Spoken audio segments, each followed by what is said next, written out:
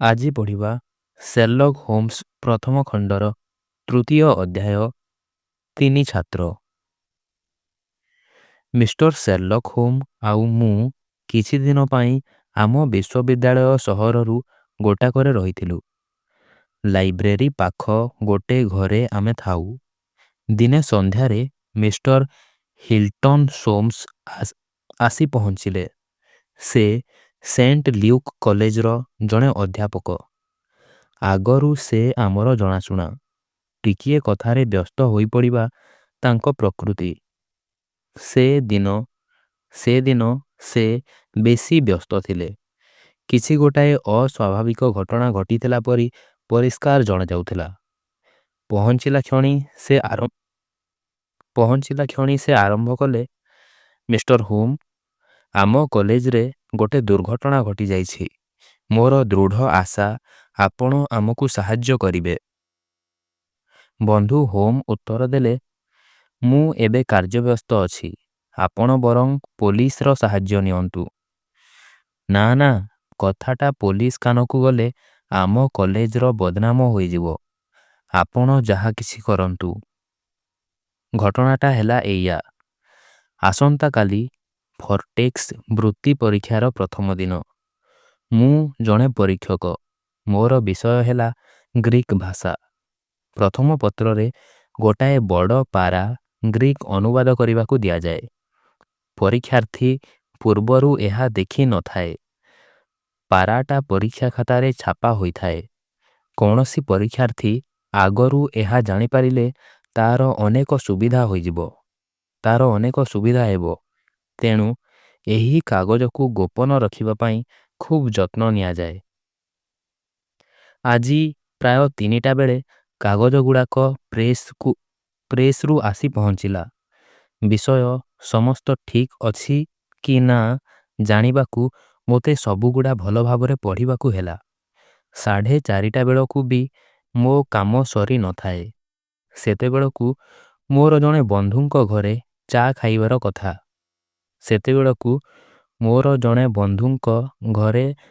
ଖାଇବାର କଥା। ତେଣୁ କାଗଜତକ ମୋ ଟେବୁଲ ଉପରେ ଛାଡ଼ିଦେଇ ମୁଁ ଚାଲିଗଲି। ପ୍ରାୟ ଘଣ୍ଟାକରୁ ଅଧିକ ମୁଁ ଅନୁପସ୍ଥିତ ଥିଲି। ଫେରି ଆସି ଦେଖିଲି ମୋ ଦରଜା ତାଲାରେ ଚାବିଟା ଲାଗିଛି। ବଡ଼ ଆଶ୍ଚର୍ଯ୍ୟ ଲାଗିଲା। ଭାବିଲି ଭୁଲରେ ମୁଁ ଚାବିଟା ଛାଡ଼ି ଯାଇଥିବି।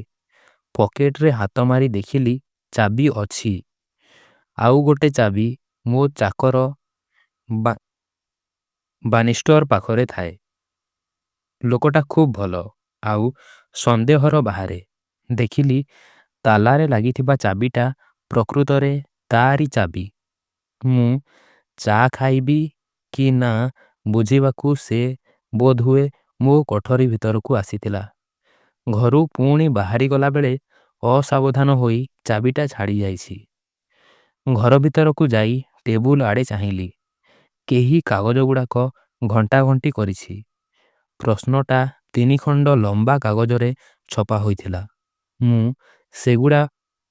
ମୁଁ ସେଗୁଡ଼ାକ ଏକାଠି ରଖିଯାଇଥିଲି। ଦେଖିଲି ସେଥିରୁ ଖଣ୍ଡେ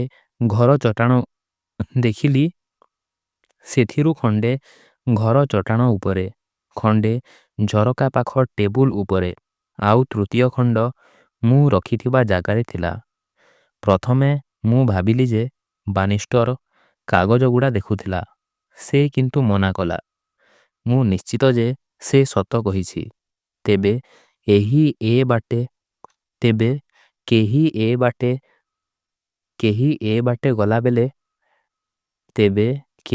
ଏ ବାଟେ ଗଲାବେଳେ ତାଲାରେ ଚାବିଟା ଲାଗିଥିବା ଦେଖିଛି। ମୁଁ ବାହାରକୁ ଯାଇଛି ଜାଣି ଘର ଭିତରେ ପଶି କାଗଜଗୁଡ଼ା ଦେଖିଛି। ବୃତ୍ତିଟାର ପରିମାଣ ଖୁବ୍ ବେଶୀ। ତେଣୁ ଘଟଣାଟା ଖୁବ୍ ଗୁରୁତର। ବାନିଷ୍ଟର ବଡ଼ ବିବ୍ରତ ହୋଇପଡ଼ିଲା।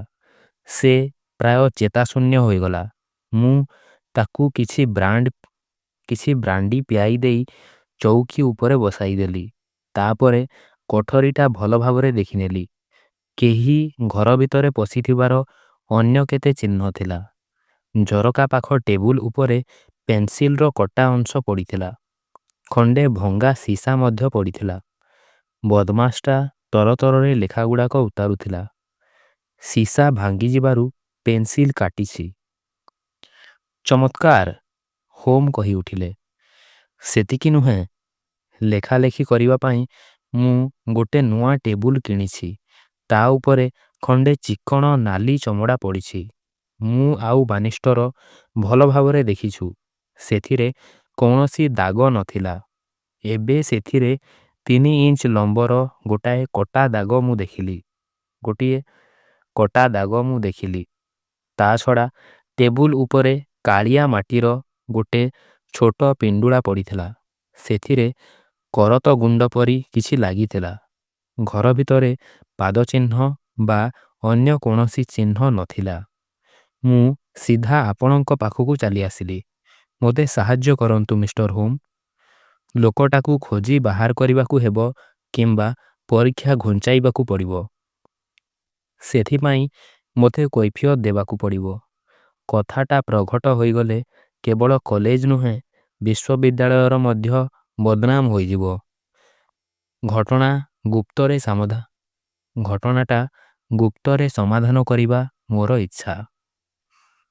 ହୋମ୍ ଚୌକିରୁ ଉଠି ଓଭରକୋଟ୍ ପିନ୍ଧୁ ପିନ୍ଧୁ କହିଲେ, ମୁଁ ଆପଣଙ୍କୁ ଯଥାସାଧ୍ୟ ସାହାଯ୍ୟ କରିବି। କହନ୍ତୁ ତ, କାଗଜଗୁଡ଼ାକ ପ୍ରେସ୍ରୁ ଆସିବା ପରେ କେହି ଆପଣଙ୍କ ପାଖକୁ ଆସିଥିଲା କି? ହଁ, ଦୌଲତ ରାସ ଆସିଥିଲା। ସେ ଜଣେ ଭାରତୀୟ ଛାତ୍ର। ଏହି ପରୀକ୍ଷା ସମ୍ବନ୍ଧରେ କେତେଟା କଥା ବୁଝିବା ପାଇଁ ଆସିଥିଲା। ସେ ଏ ପରୀକ୍ଷାରେ ଜଣେ ପରୀକ୍ଷାର୍ଥୀ? ହଁ। ସେ ଆସିଲା ବେଳେ କାଗଜଗୁଡ଼ା ଟେବୁଲ ଉପରେ ଥିଲା? ହଁ। ତେବେ ମୋର ଭଲ ରୂପେ ମନେ ଅଛି, ସେଗୁଡ଼ିକ ଗୁଡ଼ା ହୋଇଥିଲା। କିନ୍ତୁ ସେଗୁଡ଼ାକ ପ୍ରଶ୍ନ ବୋଲି କେହି ତ ଜାଣିପାରିଥାଏ? ତା ସମ୍ଭବ। ଆଉ କେହି ଆପଣଙ୍କ କୋଠରୀକୁ ଆସିନାହିଁ? ନା। କାଗଜଗୁଡ଼ାକ ସେଠି ଥାଇପାରେ ବୋଲି ଆଉ କେହି ଜାଣିଥିଲା? କେବଳ ଛପାଇବା ଲୋକ ବିନା ଅନ୍ୟ କେହି ନୁହେଁ। ବାନିଷ୍ଟର ଜାଣିଥିଲା? ନା, କେବେ ନୁହେଁ, କେହି ଜାଣେ ନାହିଁ। ବାନିଷ୍ଟର ଏବେ କେଉଁଠି? ବିଚରାକୁ ସେଇ ଚୌକି ଉପରେ ବସାଇ ଦେଇ ମୁଁ ତରତର ହୋଇ ଚାଲି ଆସିଲି। ଦରଜା ଖୋଲା ରଖି ଆସିଲେ? କାଗଜଗୁଡ଼ାକ ମୁଁ ପ୍ରଥମେ ଭିତରେ ରଖି ଚାବି ବନ୍ଦ କରିଦେଇଛି। ତାହେଲେ ମିଷ୍ଟର ସୋମ୍ସ, ସେଇ ଭାରତୀୟ ଛାତ୍ର ଯଦି କାଗଜଗୁଡ଼ାକ ପ୍ରଶ୍ନପତ୍ର ବୋଲି ଜାଣିପାରି ନଥାଏ, ଯେଉଁ ଲୋକ ସେଥିରେ ଲାଗିଛି ସେ ଦୈବାତ୍ ତାହା ଦେଖିଛି। ମୋର ମଧ୍ୟ ସେଇଆ ଅନୁମାନ। ସାମାନ୍ୟ ହସି ହୋମ୍ କହିଲେ, ଚାଲନ୍ତୁ ଦେଖିବା। ତମେ ଯଦି ଚାହଁ ଆସିପାର ୱାଟସନ୍। କଲେଜର ଲନ୍ କଡ଼କୁ ଅଧ୍ୟାପକଙ୍କ ବୈଠକଖାନାରେ ଗୋଟାଏ ଝରକା ଲମ୍ବା କିନ୍ତୁ କମ୍ ଉଚ୍ଚା। ପାଖରେ ଗୋଟେ ଦରଜା। ତା ଭିତର ଦେଇ ଗଲେ ଉପରକୁ ଯିବା ପାଇଁ ପାହାଚ ପୁରୁଣା ହୋଇଗଲାଣି। ଅଧ୍ୟାପକ ତଳ ମହଲାରେ ରହନ୍ତି। ଉପର ତିନି ମହଲାରେ 3 ଜଣ ଛାତ୍ର। ଆମେ ଘଟଣାସ୍ଥଳରେ ପହଞ୍ଚିଲା ବେଳକୁ ବେଳ ରତରତ। ହୋମ୍ ଝରକା ପାଖରେ ଅଟକି ଯାଇ ଭଲ ଭାବରେ ନିରୀକ୍ଷଣ କଲେ। ତାପରେ ଝରକା ନିକଟକୁ ଯାଇ ଆଙ୍ଗୁଠି ଅଗରେ ଠିଆ ହୋଇ ବେକ ଲମ୍ବାଇ ଘର ଭିତରକୁ ଚାହିଁଲେ। ସେ ଦରଜା ବାଟ ଦେଇ ଆସିଥିବ, ତା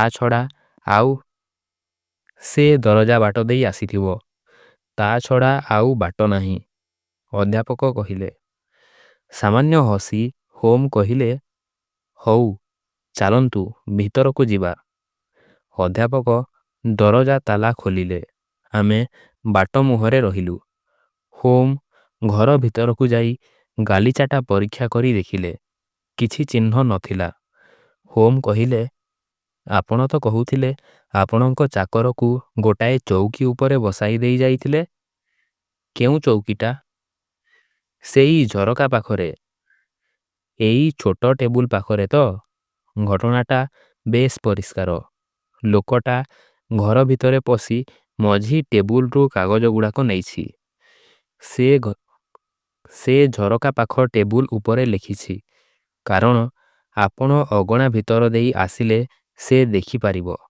କିନ୍ତୁ ମୁଁ ଆର ପାଖରେ ଥିବା ଦରଜା ଦେଇ ଆସିଲି, ତେଣୁ ସେ ମୋତେ ଦେଖିପାରି ନଥିବ।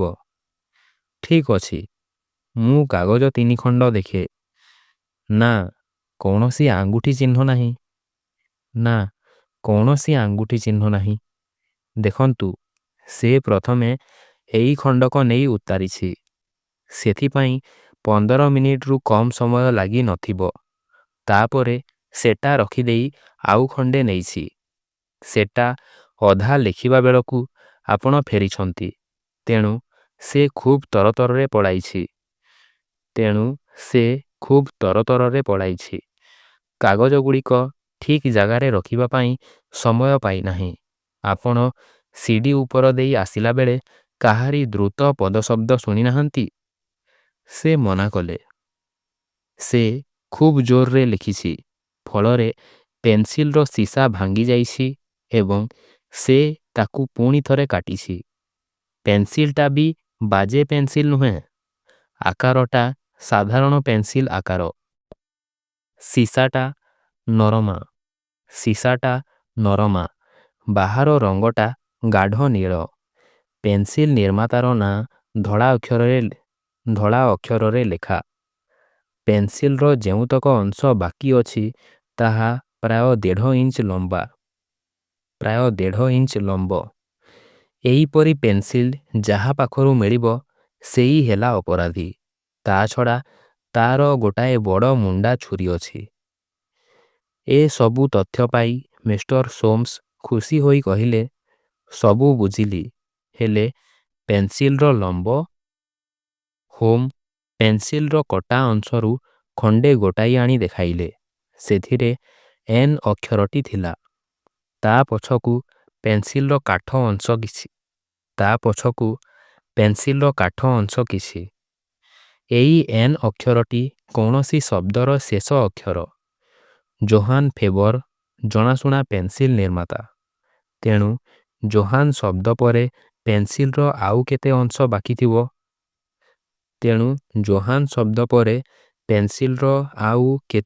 ବାକିଥିବ?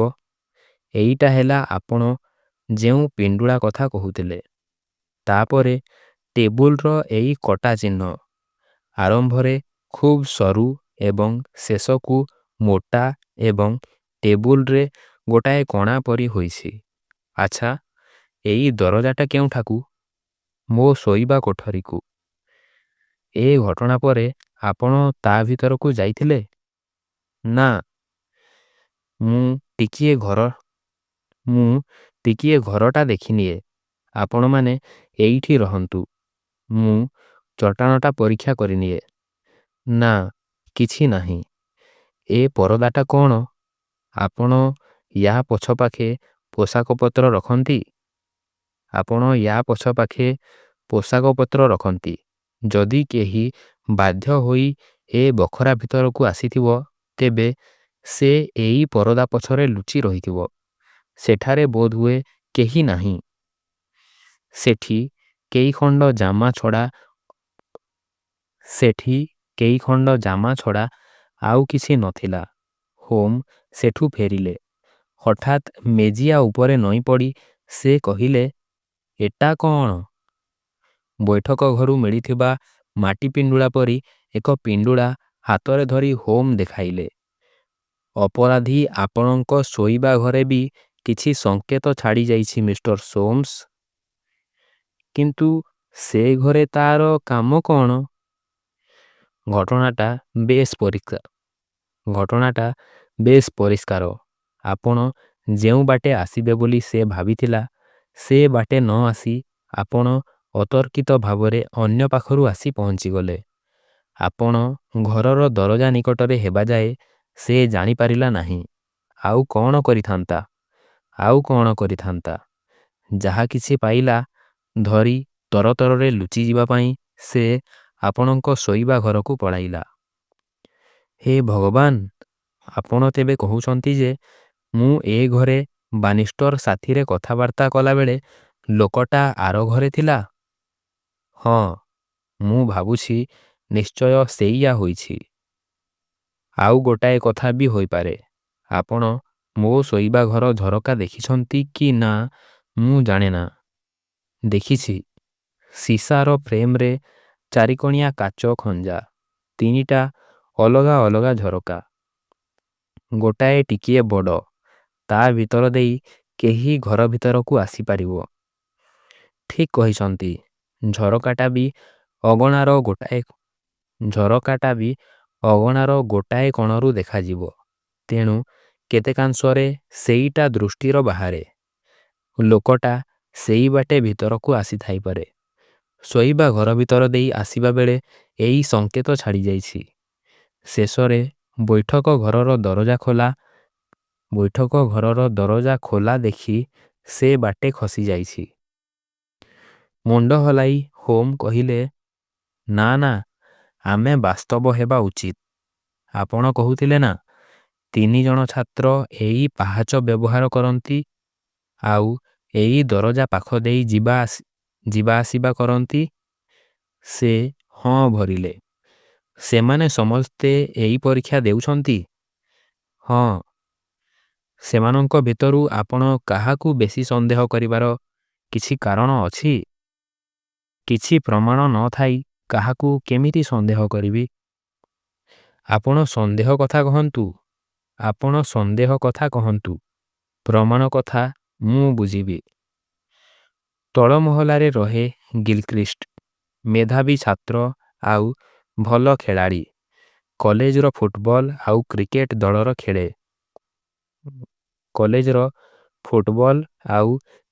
ଦଳରେ ଖେଳେ। ବଡ଼ ଚମତ୍କାର ପିଲା। ତା ବାପା ହେଲେ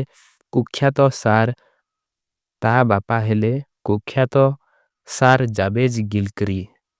ସେ ଘୋଡ଼ା ବାଜିରେ ସବୁ ଧନ ହରାଇ ବସିଲେ। ମୋର ଏଇ ଛାତ୍ରଟି ନିତାନ୍ତ ଗରିବ, କିନ୍ତୁ ସେ ଖୁବ୍ ପରିଶ୍ରମୀ। ପରୀକ୍ଷାରେ ନିଶ୍ଚୟ ଭଲ କରିବ। ଦ୍ୱିତୀୟ ମହଲାରେ ରହେ ଦୌଲତରାସ। ସେ ଭାରତୀୟ। ବଡ଼ ଧୀର ସ୍ଥିର। ସେ ତା କାମରେ ପାରଙ୍ଗମ, କିନ୍ତୁ ଗ୍ରୀକ୍ ଭାଷାରେ ସେ ଦୁର୍ବଳ। ତଥାପି ସେ ଦୃଢ଼ମନା ଏବଂ ସୁଶୃଙ୍ଖଳ। ଉପର ମହଲାରେ ରହେ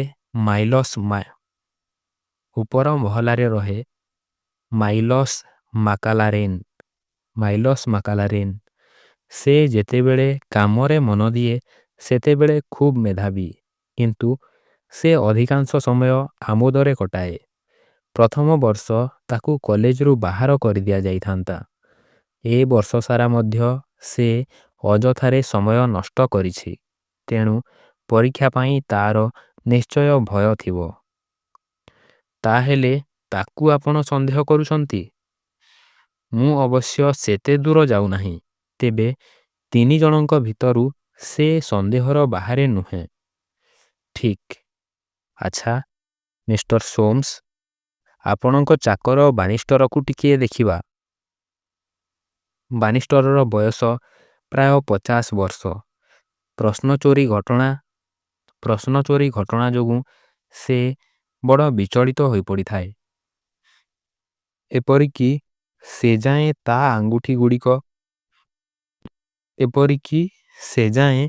ତା ଆଙ୍ଗୁଠିଗୁଡ଼ିକ ଥରୁଥାଏ। ହୋମ୍ କହିଲେ, ତୁମେ କୁଆଡ଼େ ତୁମ ଚାବିଟା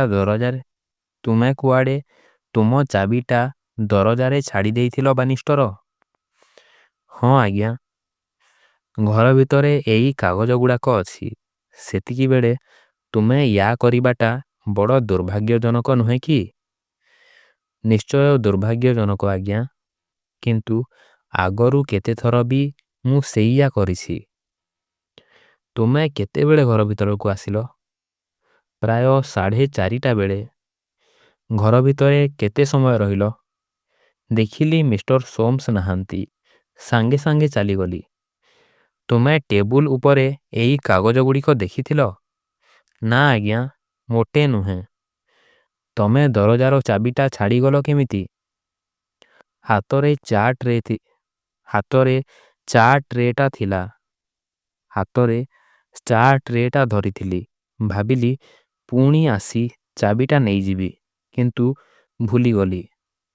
ବାହାର ଦରଜାରେ ଆପେ ବନ୍ଦ ହୋଇଯିବା ସ୍ପ୍ରିଂ ତାଲା ଅଛି କି? ନାହିଁ ଆଜ୍ଞା। ତାହେଲେ ସେଇଟା ବରାବର ଖୋଲିଥିଲା? ହଁ ଆଜ୍ଞା। ଘର ଭିତରୁ ଯେ କେହି ଏ ବାଟେ ବାହାରି ଯାଇପାରିବ? ହଁ। ମିଷ୍ଟର ସୋମ୍ସ ଯେତେବେଳେ ଫେରି ତୁମକୁ ଡାକିଲେ ତୁମେ ବଡ଼ ବିବ୍ରତ ହୋଇପଡ଼ିଥିଲ? ହଁ ଆଜ୍ଞା, ମୁଁ ପ୍ରାୟ ଚେତାଶୂନ୍ୟ ହୋଇଯାଇଥିଲି। ତୁମକୁ ଯେତେବେଳେ ପ୍ରଥମେ ଖରାପ ଲାଗିଲା, ତୁମେ କେଉଁଠି ଥିଲ? କାହିଁକି ଏଇଠି ଦରଜା ପାଖରେ। ତୁମେ କିନ୍ତୁ କଣର ସେଇ ଚୌକି ଉପରେ ଯାଇ ବସିଥିଲ। ଏଇଟା ବଡ଼ ବିଚିତ୍ର କଥା। ତୁମେ ଏଇ ଚୌକିଗୁଡ଼ାକ ଛାଡ଼ି ସେଠିକି ଗଲ କାହିଁକି? ଜାଣେନା ଆଜ୍ଞା, ମୁଁ କେଉଁଠି ବସିଲି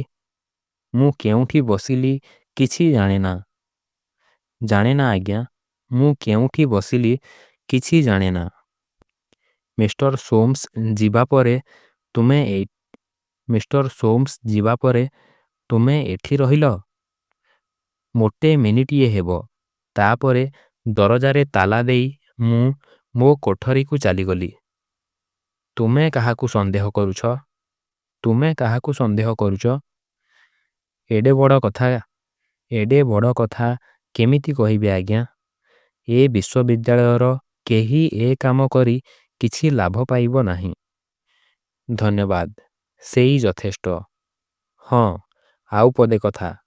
ଯେଉଁ 3 ଜଣଙ୍କ ପାଖରେ ତମେ କାମ କରୁଛ, ତାଙ୍କୁ ଏ ବିଷୟରେ କିଛି କହିନାହଁ ତ? ପଦେ ହେଲେ କହିନାହିଁ ଆଜ୍ଞା। ଖୁବ୍ ଭଲ କରିଛ। ଆଚ୍ଛା, ମିଷ୍ଟର ସୋମ୍ସ, ଆମେ ଟିକିଏ ବାହାର ଅଗଣାଟା ବୁଲି ଆସିବା। ଉପରେ ଆଲୁଅ ଜଳୁଥିଲା। ଉପରକୁ ଚାହିଁ ହୋମ୍ କହିଲେ, ଆପଣଙ୍କ ପକ୍ଷୀମାନେ ବସାରେ ଅଛନ୍ତି। କିନ୍ତୁ ଏ କ'ଣ? ତାଙ୍କ ଭିତରୁ ଜଣେ ଅତି ବିଚଳିତ ଥିଲା ପରି ମନେହୁଏ। ସେ ଜଣକ ସେଇ ଭାରତୀୟ ଛାତ୍ର। ହଠାତ୍ ପରଦା ଉପରେ ତା'ର ଛାଇ ଦେଖାଗଲା।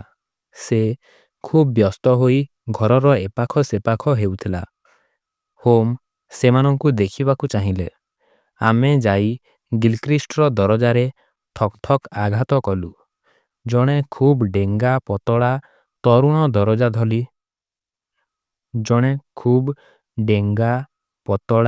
ତରୁଣ ଦରଜା ଖୋଲି ଆମକୁ ଭିତରକୁ ନେଇଗଲା।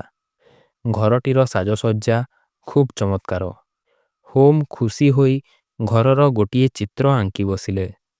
ତାଙ୍କ ପେନ୍ସିଲର ସୀସା ଭାଙ୍ଗିଗଲା। ସେ ଗିଲକ୍ରିଷ୍ଟଠାରୁ ଗୋଟାଏ ପେନ୍ସିଲ ମାଗିଲେ ଏବଂ ପରେ ନିଜ ପେନ୍ସିଲ କାଟିବା ପାଇଁ ଛୁରୀଟାଏ ମଧ୍ୟ ମାଗିଲେ। ଭାରତୀୟ ଛାତ୍ରର କୋଠରିରେ ମଧ୍ୟ ଠିକ୍ ସେଇଆ ଘଟିଲା। ତାପରେ ଆମେ ତୃତୀୟ କୋଠରିକୁ ଗଲୁ। ଆମେ ଦରଜାରେ ଠକ୍ ଠକ୍ କଲୁ, କିନ୍ତୁ ଦରଜା ଖୋଲିଲା ନାହିଁ। ଭିତରୁ ରୁକ୍ଷ ଏବଂ କ୍ରୁଦ୍ଧ ସ୍ୱରରେ ଶୁଭିଲା, ତୁମେ ଯେ କେହି ହୋଇଥାଅ, ଏଠାରୁ ଚାଲିଯାଅ। ମିଷ୍ଟର ସୋମ୍ସ କହିଲେ, ପିଲାଟା ବଡ଼ ରୁକ୍ଷ। ଅବଶ୍ୟ ମୁଁ ଡାକୁଛି ବୋଲି ସେ ଜାଣେନା। ତଥାପି ତା'ର ବ୍ୟବହାର ଅତି ଅଭଦ୍ର ଏବଂ ବର୍ତ୍ତମାନ ପରିସ୍ଥିତିରେ ସନ୍ଦେହଜନକ। ହୋମ୍ ସେ କଥା ନ ଶୁଣିଲା ପରି ଅପ୍ରତ୍ୟାଶିତ ଭାବରେ ପଚାରିଲେ, ତା'ର ଉଚ୍ଚତା କେତେ ହେବ ମିଷ୍ଟର ସୋମ୍ସ? ଉଚ୍ଚାରେ ସେ ଭାରତୀୟ ଛାତ୍ରଠାରୁ ବଡ଼, କିନ୍ତୁ ଗିଲକ୍ରିଷ୍ଟ ପରି ସେତେ ଉଚ୍ଚ ନୁହେଁ। ତା' ଉଚ୍ଚତା ତା ଉଚ୍ଚତା ପ୍ରାୟ 5 ଫୁଟ 6 ଇଞ୍ଚ ହେବ। ଠିକ୍ ଅଛି, ଏଥର ଆମେ ଆସୁଛୁ ମିଷ୍ଟର ସୋମ୍ସ। ହତାଶ ଏବଂ ବ୍ୟଗ୍ର ହୋଇ ସୋମ୍ସ କହିଲେ, ମିଷ୍ଟର ହୋମ୍, ଆପଣ ପରିସ୍ଥିତିର ଗୁରୁତ୍ୱ ବୁଝୁନାହାନ୍ତି। କାଲି ପରୀକ୍ଷା। ଆଜି ରାତି ଭିତରେ ମୋତେ କିଛି ସ୍ଥିର କରିବାକୁ ହେବ। ବର୍ତ୍ତମାନ ଆଉ କିଛି କରିବାର ନାହିଁ। ମୁଁ ପୁଣି କାଲି ସକାଳେ ଆସିବି। ଆଉ କ'ଣ କରିବାକୁ ହେବ ଆପଣଙ୍କୁ କହିବି। ଆପଣ ଏବେ ନିଶ୍ଚିନ୍ତ ରହନ୍ତୁ। ଆମେ କିଛି ନା କିଛି ଗୋଟାଏ ବାଟ କରିପାରିବା। ଏଇ କଳା ମାଟି ଆଉ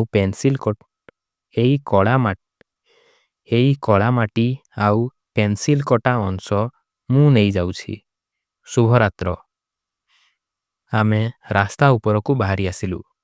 ହୋମ୍ କହିଲେ, ଆଚ୍ଛା ୱାଟସନ୍, ତୁମେ ଏ ବିଷୟରେ କ'ଣ ଭାବୁଛ? ଏଇ 3 ଜଣଙ୍କ ଭିତରୁ କେହି ନିଶ୍ଚୟ ଏ କାମ କରିଛି। କିଏ ବୋଲି ତୁମେ ଭାବୁଛ? ଉପର ମହଲାର ସେଇ ଲୋକ। ସେ କେମିତି ରାଗିଯାଇ ପାଟି କଲା, ୟାଙ୍କ ଭିତରେ ସେ ହେଲା ସବୁଠୁ ଖରାପ। ପୁଣି ସେ ଭାରତୀୟ ଛାତ୍ର। ସେ କାହିଁକି ଘର ଭିତରେ ଏମିତି ଏପାଖ ସେପାଖ ହେଉଥିଲା? ସେଥିରେ କିଛି ଯାଏ ଆସେନା। କିଛି ମୁଖସ୍ଥ କଲାବେଳେ ଅନେକ ଲୋକ ସେମିତି କରିଥାନ୍ତି। କିନ୍ତୁ ସେ କେମିତି ଅସ୍ୱାଭାବିକ ଭାବରେ ଚାହୁଁଥିଲା। ତୁମେ ପରୀକ୍ଷା ପାଇଁ ପ୍ରସ୍ତୁତ ହେଉଛ। ଏତିକିବେଳେ ଦଳେ ଅଚିହ୍ନା ଲୋକ ତୁମ ପାଖରେ ପହଞ୍ଚିଲେ ତୁମେ ବି ସେଇଆ କରିଥାନ୍ତ। ସେଥିରେ କିଛି ଯାଏ ଆସେନା। ତା ଛଡ଼ା ତାର ପେନ୍ସିଲ, ଛୁରୀ ଏଗୁଡ଼ାକ ସନ୍ଦେହ ବାହାରେ। କିନ୍ତୁ ସେଇ ଲୋକଟା ସବୁ ଗୋଳମାଳିଆରେ ପକାଉଛି। କିଏ? ସେଇ ଚାକର ବାନିଷ୍ଟର। ଲୋକଟାକୁ ଦେଖିଲେ ମନେହୁଏ ସେ ଖୁବ୍ ସଚ୍ଚୋଟ। ସେଇଠି ତ ସବୁ ଗୋଳମାଳ। ଜଣେ ସଚ୍ଚୋଟ ଲୋକ କାହିଁକି? ଆଚ୍ଛା ଡାକ୍ତର, ଏଇ ତ ଗୋଟେ ବଡ଼ ଷ୍ଟେସନାରୀ ଦୋକାନ। ଏଇଠି ଆମେ ଆମର ଅନୁସନ୍ଧାନ ଆରମ୍ଭ କରିବା। ସହରରେ ମୋଟେ 4ଟି ବଡ଼ ବଡ଼ ଷ୍ଟେସନାରୀ ଦୋକାନ। ସବୁଠି ହୋମ୍ ପେନ୍ସିଲର କଟା ଅଂଶ ଦେଖାଇ ସେଇପରି ଗୋଟେ ପେନ୍ସିଲ ମାଗିଲେ। କିନ୍ତୁ କାହାରି ପାଖରେ ସେ ପେନ୍ସିଲ ନଥିଲା। ସମସ୍ତେ କହିଲେ ଯେ ସେ ପେନ୍ସିଲ ସାଧାରଣ ପେନ୍ସିଲ ଠାରୁ ଭିନ୍ନ। ବରାଦ ଦେଲେ ମିଳିବ। ବନ୍ଧୁ ହୋମ୍ ମୋଟେ ହତୋତ୍ସାହ ନ ହୋଇ କହିଲେ, ୱାଟସନ୍, ଆମର ସବୁଠୁ ଭଲ ସୂତ୍ରଟା କିଛି କାମ ଦେଲା ନାହିଁ। ତଥାପି ଆମେ କେସ୍ଟା ତଦନ୍ତ କରିପାରିବା। ତା ପରଦିନ ସକାଳ 8ଟା ବେଳେ ହୋମ୍ ମୋ କୋଠରୀକୁ ଆସିଲେ। ଆମେ ସେଣ୍ଟ ଲ୍ୟୁକ୍ କଲେଜକୁ ବାହାରିଲୁ। ମୁଁ ପଚାରିଲି, କ'ଣ କିଛି ସିଦ୍ଧାନ୍ତ କରିପାରିଲ? ନିଶ୍ଚୟ। ତେବେ କ'ଣ କିଛି ନୂଆ ପ୍ରମାଣ ପାଇପାରିଛ? ସକାଳ 6ଟାରେ ବିଛଣାରୁ ଉଠିବାଟା ମୋର ବ୍ୟର୍ଥ ହୋଇନି ଡାକ୍ତର। ମୁଁ 2 ଘଣ୍ଟା ଖୁବ୍ କଠିନ ପରିଶ୍ରମ କରିଛି ଏବଂ ପ୍ରାୟ 5 ମାଇଲ ଚାଲିଛି। ଫଳରେ ମୁଁ କିଛି ପାଇଛି। ଏଇ ଦେଖ। ତାଙ୍କ ହାତଚକିରେ କଳା ଦୁଆର 3ଟା ଶୁଖିଲା ପିଣ୍ଡୁଳା।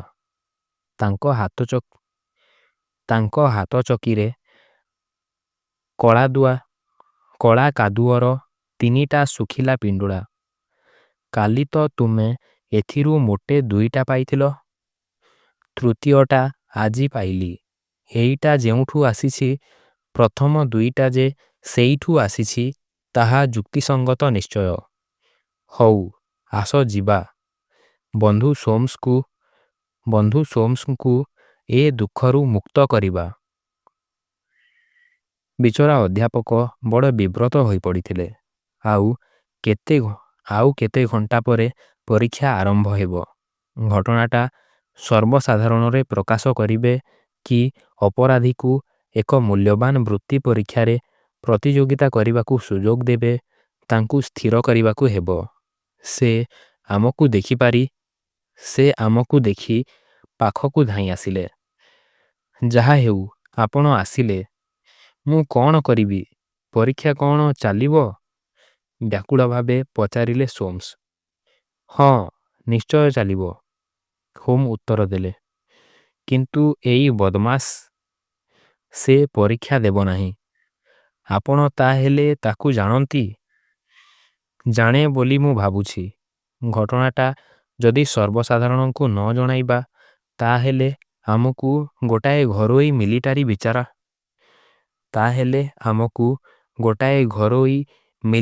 ବିଚାରାଳୟ କରିବାକୁ ହେବ। ଆପଣ ଏଇଠି ବସନ୍ତୁ ମିଷ୍ଟର ସୋମ୍ସ। ତୁମେ ସେଇଠି ବସ ୱାଟସନ୍। ମୁଁ ମଝିରେ ଏଇ ଚୌକିଟାରେ ବସୁଛି। ଦୟାକରି ଏଥର କଲିଂ ବେଲ୍ଟା ବଜାଅ। ବାନିଷ୍ଟର ଆସି ପହଞ୍ଚିଲା। ଆମକୁ ବିଚାରପତିମାନଙ୍କ ପରି ବସିଥିବାର ଦେଖି ସେ ଟିକିଏ ଚମକି ପଡ଼ିଲା। ହୋମ୍ କହିଲେ, ଦରଜାଟା ବନ୍ଦ କରିଦିଅ। ଆଚ୍ଛା ବାନିଷ୍ଟର, କାଲି ଘଟଣା ବିଷୟରେ ସବୁ ସତ କଥା କହିବ କି? କାଲି ଘଟଣା ବିଷୟରେ ସବୁ ସତ କଥା କହିବ କି? ଲୋକଟା ସେତା ପଡ଼ିଗଲା। କହିଲା, ମୁଁ ତ ସବୁ କହିଛି ଆଜ୍ଞା। ଆଉ କିଛି କହିବାର ନାହିଁ? କିଛି ନାହିଁ ଆଜ୍ଞା। ତାହେଲେ ମୁଁ କହୁଛି, କାଲି ତୁମେ ସେ ଯେଉଁ ଚୌକିରେ ବସିଥିଲ, କିଛି ଜିନିଷ ଲୁଚାଇବା ତୁମର ମତଲବ ଥିଲା। ସେଥିରୁ ଜଣାପଡ଼ିଥାନ୍ତା କିଏ ଘର ଭିତରେ ପଶିଥିଲା। ଏକଥା ସତ? ବାନିଷ୍ଟରର ମୁହଁ ଶୁଖିଗଲା। ନା ଆଜ୍ଞା, ମୋଟେ ସତ ନୁହେଁ। ମୁଁ ମାନୁଛି ଯେ ମୁଁ ପ୍ରମାଣ କରିପାରିବି ନାହିଁ, କିନ୍ତୁ ତା'ର ସମ୍ଭାବନା ଖୁବ୍ ବେଶୀ। ସୋମ୍ସ ଏଠୁ ଚାଲିଗଲା ପରେ ତାଙ୍କ ଶୋଇବା ଘରୁ ତୁମେ ଲୋକଟାକୁ ବିଦା କରିଦେଲ। ଶୁଖିଲା ଓଠରେ ଜିଭ ବୁଲାଇ ବାନିଷ୍ଟର କହିଲା, ସେଠି କେହି ନଥିଲା ଆଜ୍ଞା। ଦେଖ, ଏ ପର୍ଯ୍ୟନ୍ତ ତୁମେ ସତ କଥା କହିଥାଇପାର, କିନ୍ତୁ ମୁଁ ଜାଣେ ଏବେ ମିଛ କହୁଛ। ନା ଆଜ୍ଞା, ସେ ଘରେ କେହି ନଥିଲା। ତୁମେ ତେବେ ଆଉ କିଛି ସମ୍ବାଦ ଦେଇପାରିବ ନାହିଁ। ଆଚ୍ଛା, ତୁମେ ଏଇ ଘରେ ଥାଅ। ସେଇ ଶୋଇବା ଘର ଦରଜା ପାଖରେ ଯାଇ ଠିଆ ହୁଅ। ମିଷ୍ଟର ସୋମ୍ସ, ଆପଣ ଦୟାକରି ଗିଲକ୍ରିଷ୍ଟ କୋଠରୀକୁ ଯାଆନ୍ତୁ ଆଉ ତାକୁ ସାଥିରେ ଧରି ଏଠିକି ଆସନ୍ତୁ। ଅଳ୍ପ ସମୟ ପରେ ଅଧ୍ୟାପକ ଛାତ୍ରଟିକୁ ସାଥିରେ ଧରି ଆସିଲେ। ତା'ର ବିସ୍ମିତ ଆଖି ଆମ ମୁହଁ ଉପରେ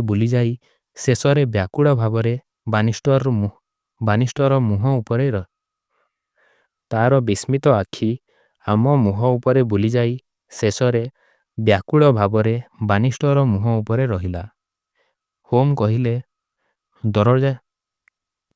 ହୋମ୍ କହିଲେ, ଦରଜାଟା ବନ୍ଦ କରିଦିଅନ୍ତୁ। ଆଚ୍ଛା ମିଷ୍ଟର ଗିଲକ୍ରିଷ୍ଟ,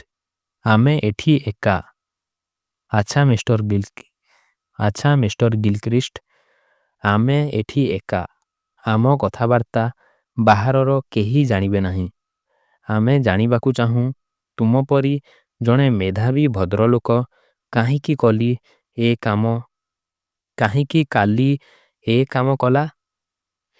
ଯୁବକଟି ଟଳି ଟଳି ପଛକୁ ଘୁଞ୍ଚିଗଲା ଆଉ ଭୟ ଏବଂ ଘୃଣାପୂର୍ଣ୍ଣ ଆଖିରେ ବାନିଷ୍ଟରକୁ ଚାହିଁ ରହିଲା। ହଠାତ୍ ବାନିଷ୍ଟର କହି ପକାଇଲା, ନା ମିଷ୍ଟର ଗିଲକ୍ରିଷ୍ଟ, ମୁଁ କିଛି କହିନାହିଁ। ନା, କିନ୍ତୁ ତୁମେ ବର୍ତ୍ତମାନ କହିଲ। ହୋମ୍ କହିଲେ, ଦେଖ ମିଷ୍ଟର ଗିଲକ୍ରିଷ୍ଟ, ବର୍ତ୍ତମାନ ଏକମାତ୍ର ବାଟ ହେଲା ସବୁ ସ୍ୱୀକାର କରିଯିବା। କିଛି ସମୟ ପାଇଁ ଗିଲକ୍ରିଷ୍ଟ ନିଜକୁ ସମ୍ଭାଳିବାକୁ ଚେଷ୍ଟା କଲା। ତାପରେ ଆଣ୍ଠୁ ମାଡ଼ି ବସି କଇଁ କଇଁ ହୋଇ କାନ୍ଦିବାକୁ ଲାଗିଲା। ଖୁବ୍ କୋମଳ ସ୍ୱରରେ ହୋମ୍ କହିଲେ, ମଣିଷ ମାତ୍ରେ ଭୁଲ କରେ। ଏଥିପାଇଁ ତୁମକୁ କେହି ଗୋଟାଏ ବଡ଼ ଅପରାଧୀ ବୋଲି କହିବ ନାହିଁ। ବୋଧହୁଏ ଘଟଣାଟା ମୁଁ ମିଷ୍ଟର ସୋମ୍ସକୁ କହିଦେଲେ ଭଲ ହେବ। ଦେଖନ୍ତୁ ମିଷ୍ଟର ସୋମ୍ସ, ଆପଣ ଯେତେବେଳେ କହିଲେ ଯେ କାଗଜ ଗୁଡ଼ାକ ଘର ଭିତରେ ଥିବା କଥା ବାନିଷ୍ଟର ମଧ୍ୟ ଜାଣେନା, ସେତେବେଳୁ ଘଟଣାଟା ଗୋଟାଏ ନିର୍ଦ୍ଦିଷ୍ଟ ଆକାର ଧାରଣ କଲା। ପ୍ରଶ୍ନ ଛାପିଥିବା ଲୋକ କଥା ଛାଡ଼, ଭାରତୀୟ ଛାତ୍ରକୁ ମଧ୍ୟ ମୁଁ ଏଥିରୁ ବାଦ୍ ଦେଇଥିଲି। କାଗଜ ଗୁଡ଼ିକ ଗୁଡ଼ା ହୋଇଥିଲା, ତେଣୁ ସେଗୁଡ଼ାକ କି କାଗଜ ସେ ଜାଣିପାରିବା ସମ୍ଭବ ନୁହେଁ। ଯେଉଁ ଲୋକ ଘର ଭିତରେ ପଶିଥିଲା ସେ ଆଗରୁ ଜାଣିଥିଲା ଯେ କାଗଜ ଗୁଡ଼ାକ ସେଠାରେ ଅଛି। ସେ କେମିତି ଜାଣିପାରିଲା? ମୁଁ ଯେତେବେଳେ ଆପଣଙ୍କ କୋଠରୀକୁ ଆସିଲି, ଏଇ ଝରକାଟା ପରୀକ୍ଷା କରି ଦେଖିଥିଲି।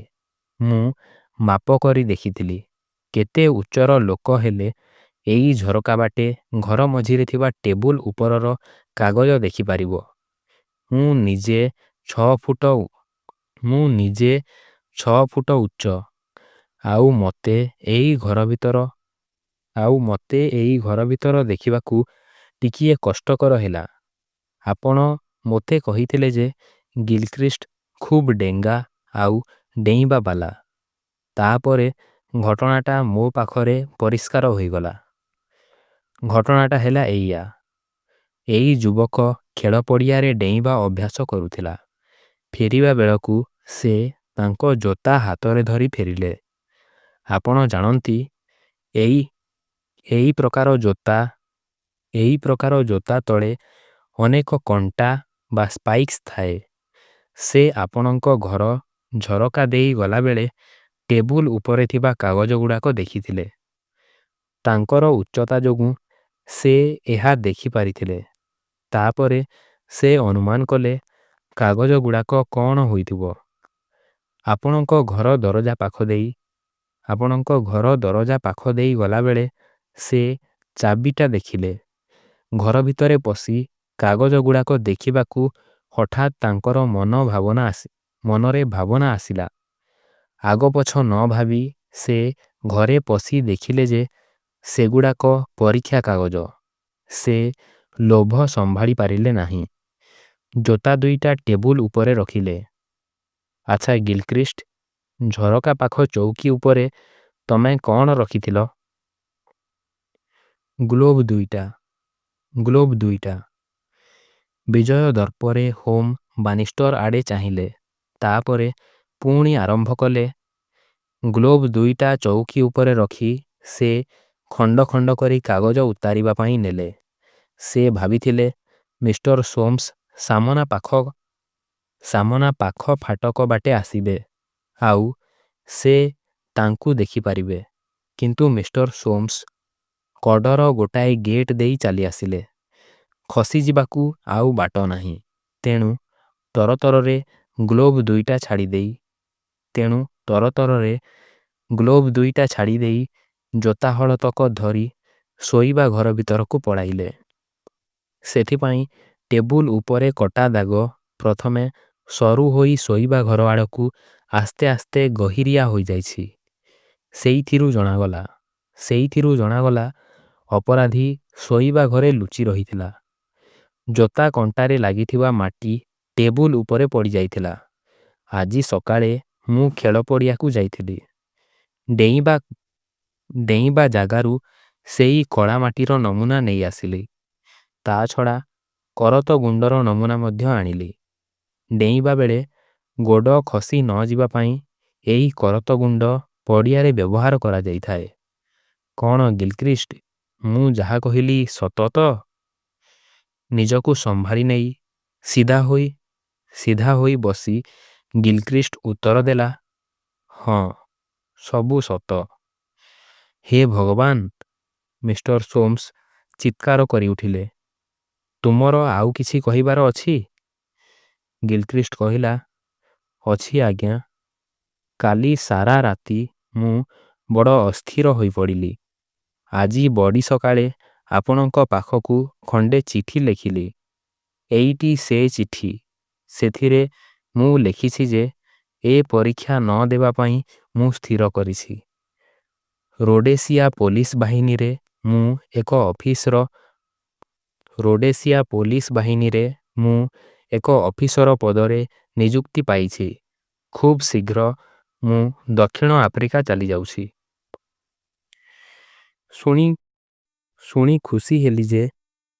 ଶୁଣି ଖୁସି ହେଲି ଯେ ତୁମେ ଏଇ କୁକର୍ମରୁ ଅଯଥା ଫାଇଦା ଉଠାଇବାକୁ ଇଚ୍ଛା କରୁନାହଁ। କିନ୍ତୁ ତୁମେ ମୋତେ ପରିବର୍ତ୍ତନ କଲ କାହିଁକି?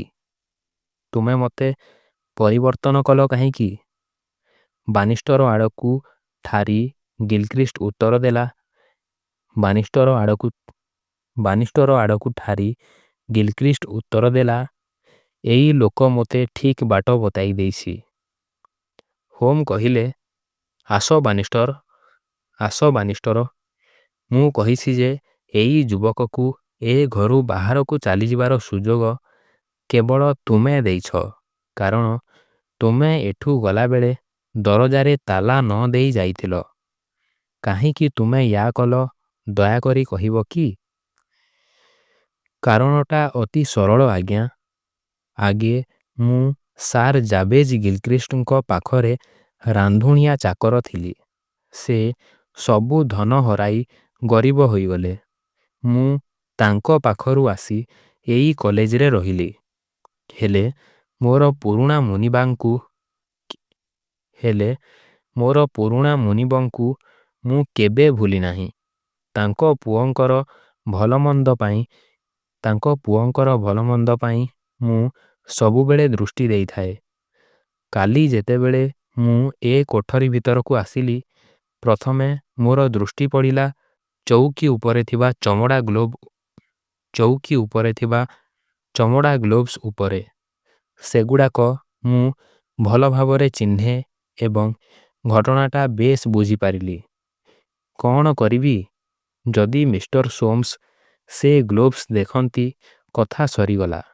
ତେଣୁ ମୁଁ ସେ ଚୌକି ଉପରେ ବସି ରହିଲି ଆଉ ମିଷ୍ଟର ସୋମ୍ସ ଏଠୁ ନ ଯିବା ଯାଏ କୌଣସି ପ୍ରକାରେ ଚୌକିରୁ ଇଞ୍ଚେ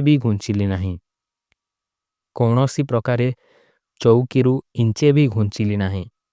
ତାପରେ ମୋର ଏଇ ତରୁଣ ମୁନିବ ବିଚରା ବାହାରି ଆସି ସବୁ କଥା ମୋ ଆଗରେ ମାନିଗଲେ। ମୁଁ ତାଙ୍କୁ ଏ ବିପଦରୁ ରକ୍ଷା କରିବାଟା ସ୍ୱାଭାବିକ ନୁହେଁ କି? ତାଙ୍କ ବାପା ବଞ୍ଚିଥିଲେ ଏମିତି ଗୋଟାଏ କାମ କରି ଫାଇଦା ଉଠାଇବାକୁ ତାଙ୍କୁ ନିଶ୍ଚୟ ବାରଣ କରିଥାନ୍ତେ। ମୁଁ ମଧ୍ୟ ଠିକ୍ ସେଇଆ କରିଛି। ଏଥିପାଇଁ କ'ଣ ଆପଣ ମୋତେ ଦୋଷ ଦେବେ? ନା, ମୋଟେ ନୁହେଁ। ଚୌକିରୁ ଉଠୁ ଉଠୁ ହୋମ୍ କହିଲେ, ହଉ ମିଷ୍ଟର ସୋମ୍ସ, ଆପଣଙ୍କର ସବୁ ଅଡ଼ୁଆ ତ ତୁଟିଗଲା। ଏଥର ଆମେ ଚାଲିଲୁ। ଆସ ୱାଟସନ୍। ହଁ ମିଷ୍ଟର ଗିଲକ୍ରିଷ୍ଟ, ମୋର ବିଶ୍ୱାସ ରୋଡେସିଆରେ ତୁମେ ଏକ ଉଜ୍ଜ୍ୱଳ ଭବିଷ୍ୟତ ଗଢ଼ିବ। ଥରେ ତୁମେ ତଳକୁ ଖସିଯାଇଛ। ଭବିଷ୍ୟତରେ ତୁମେ କେତେ ଉପରକୁ ଉଠିପାରୁଛ ଦେଖିବା ପାଇଁ ଆଶା ରହିଲା।